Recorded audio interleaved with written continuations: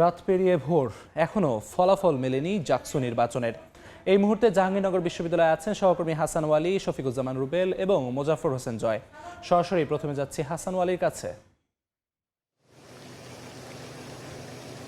প্রায় 11 ঘন্টা হতে চলল ভোট গণনা শুরু হওয়ার পর।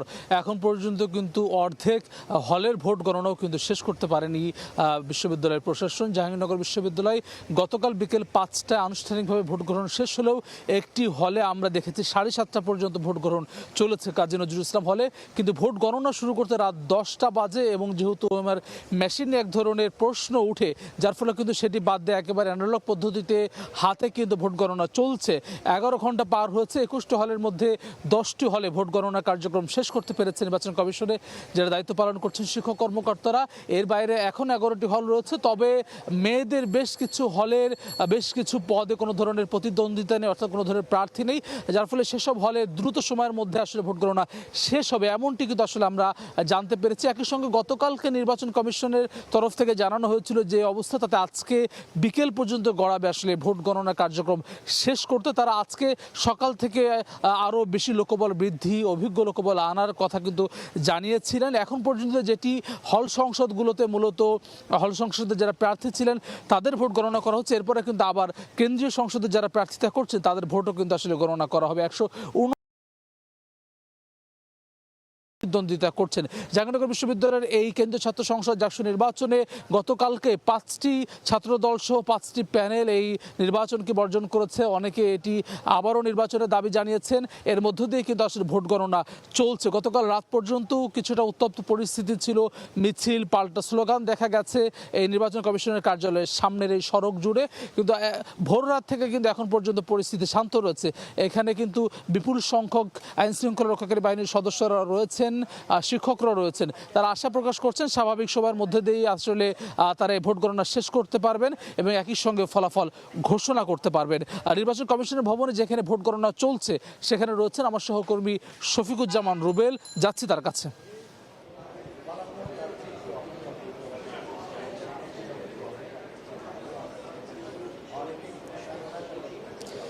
জাকসু নির্বাচনের ভোট গণনা কিন্তু এখন পর্যন্ত চলছে। যেমনটা বলছিলাম যে গতকালকে দিনভর ভোট গ্রহণ শেষে ঠিক রাত 10:15 নাগাদ কিন্তু এই ভোট গণনা শুরু হয়, যা রাত পেরিয়ে আজকে সকাল এখনও কিন্তু জাকসু নির্বাচনের এবং হল সংসদ নির্বাচনের যে ভোট, সেই ভোট গণনা চলছে।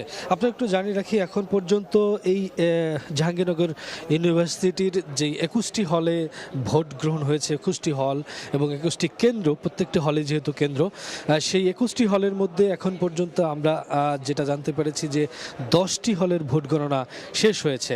আমি প্রথমে বলছিলাম যে গতকালকে রাত 10টা থেকে সকাল 8টা পর্যন্ত এই 10টি হলের ভোট গণনা শেষ হয়েছে এবং মোট 21টি হল শেষ হতে মোটামুটি এই বিবেচনায় বলা যায় যে সন্ধ্যা 6টা এবং 7টা নাগাদ লাগার সম্ভাবনা রয়েছে।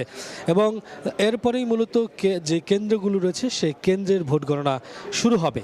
ভোট গণনার যে ধীরগতি, এর মূল কারণ আপনারা জানেন যে মেশিনের মাধ্যমে যে ডাকসু নির্বাচনের ভোট গণনা হয়েছিল সেই রকম কিন্তু হচ্ছে না। এখানে সম্পূর্ণ হাতের গণনা হচ্ছে। প্রত্যেকটি কেন্দ্রের প্রত্যেকটি প্রার্থীর এবং প্রত্যেকটি পদের হাতের মাধ্যমেই গুনে গুনে কিন্তু খাতায় লিপিবদ্ধ করা হচ্ছে। এর ফলেই মূলত এতটা সময় লাগছে। একটা হলের ভোট গণনার ক্ষেত্রেই 1 থেকে সোয়া ঘন্টা, কোথাও কোনো হলে 1.5 ঘন্টা পর্যন্ত সময় লেগে যাচ্ছে। তো এই বিবেচনায় যদি সবগুলো হলের গণনা শেষ করতে হয় তাহলে আজকে দিনেও প্রায় বিকেল থেকে সন্ধ্যা গড়িয়ে যাবে বলে আমরা ধারণা করছি এবং যেই পরিবেশ দেখছি সেই পরিবেশে কিন্তু এইটাই বোঝা যাচ্ছে। এরপরে কেন্দ্রীয় যেই কেন্দ্রের যে ভোটগুলো রয়েছে সেই ভোটগুলোর গণনাতেও কিছুটা সময় লাগবে। তাই এ থেকে বোঝাই যাচ্ছে জাকসু নির্বাচনের সারাদিনের নাটকীয়তার পর ভোট গণনা এবং ভোট গণনা শেষে চূড়ান্ত ফল প্রকাশ, এই চূড়ান্ত ফল পেতে কিন্তু অনেক সময় লেগে যাবে এবং যারা এই 33 বছর পরে যেই নতুন ছাত্র প্রতিনিধি পেতে যাচ্ছে সেই ছাত্র প্রতিনিধিদের চূড়ান্ত প্রত্যাশিত ঘোষণা আসতে কিন্তু আরও বেশ কিছুটা সময় অপেক্ষা করতে হবে। এখন পর্যন্ত এখন পর্যন্ত 10টি হলের ঘোষণা এসেছে, আরও 5টি হলে গণনা চলছে। তো সিনেট ভবন থেকে এই ছিল এই মুহূর্তে আমাদের আরেক সহকর্মী জয় রয়েছেন ঠিক সিনেট ভবনের বাইরে, তিনি জানাবেন সেখানের পরিস্থিতি। জাহাঙ্গীরনগর বিশ্ববিদ্যালয়ে এই ভোট গণনাকে কেন্দ্র করে নিয়ে কিন্তু একটি উপহাসের পাত্রের মতো পরিণত হয়েছে।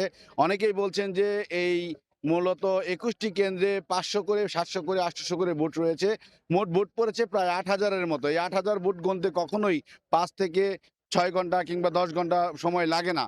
এখানে যাদেরকে দিয়ে ভোট গণনা করা হচ্ছে তারা বলছেন যে তারা কেউই এক্সপার্ট নয়। এক্সপার্ট না থাকার কারণে মূলত হাত দিয়ে যে ভোট গণনা করা হয় সেটা খুব ধীর গতিতে একটি একটি করে বেছে বেছে গণনা করা হয়। জাহাঙ্গীরনগর বিশ্ববিদ্যালয়ে কিন্তু এমনি দুটি ভাগ রয়েছে। একটি হচ্ছে কেন্দ্রীয় সংসদের ব্যালট বাক্স, অপরটি হচ্ছে আপনার হল সংসদের ব্যালট বাক্স।